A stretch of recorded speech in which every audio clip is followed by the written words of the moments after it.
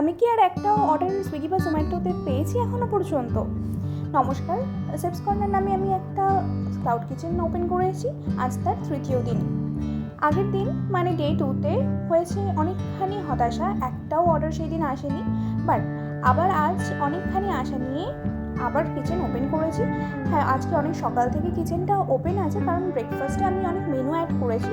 তোমরা একবার গিয়ে সার্চ করে নিতে পারো, অনেক অফার চলছে। এখন বিকেল 6টা মতো বাজে।